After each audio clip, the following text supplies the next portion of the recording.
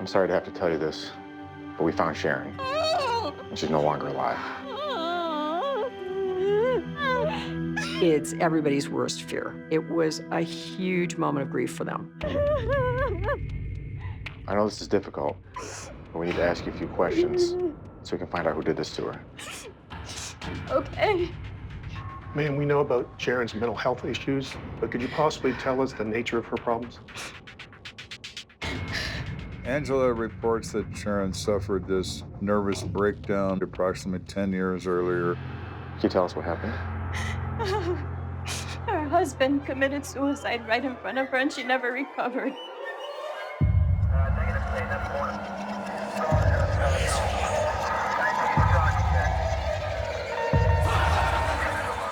She has apparently become an 8-year-old in terms of her emotional state. Ever since her breakdown, Sharon has lived with her sister Angela. Sharon would spend her days helping out with grandnieces and grandnephews, helping them with crafts. She enjoyed working in the yard and helping with gardening. Can you tell us what happened the night she disappeared? I usually never like to leave Sharon alone.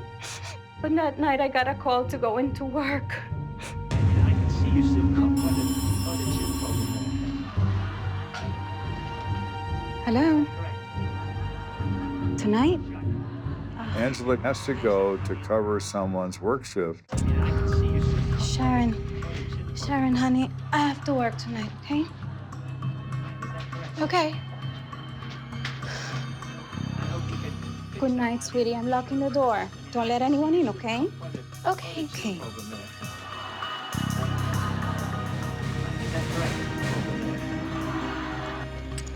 Angela tells Kenda that when she returned home from work the following morning,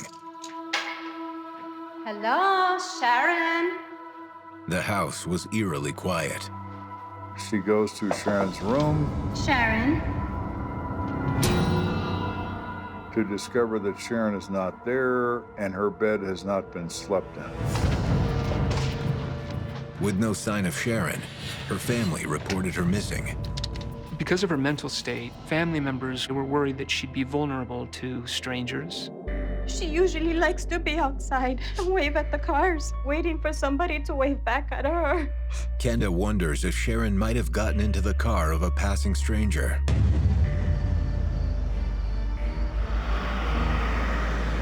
Was she known to get in any vehicles with people she didn't know? No, never. She waved at cars, and that was just good enough for her.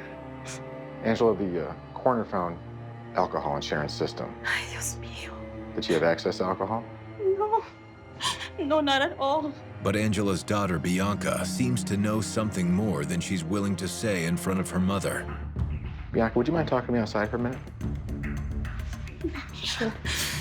We need to separate the two of them and speak to Bianca away from the presence of her mother. Do you know something about what happened to Sharon? I'm not sure what happened to Sharon, but you said they found she was drinking? That's right. Well, my mom has this boyfriend, and I've seen him give her alcohol before. And she thinks that's an awful thing. And she just is suspicious of him and his behavior. And I told him not to do it because she was sick. I don't know, maybe he thought it was funny or something. It would be obvious to anyone that no one should provide alcohol, a mood-altering drug, to a person who suffers from mental illness. So the fact that he did that certainly is a red flag. And what's his boyfriend's name? Jose Ruiz, You know where I can find him? probably the wagon wheel. Bianca tells me that Jose Ruiz is a regular at a local nightclub, pool hall, and bar well known to the police. He goes there all the time. Well, thank you, Bianca.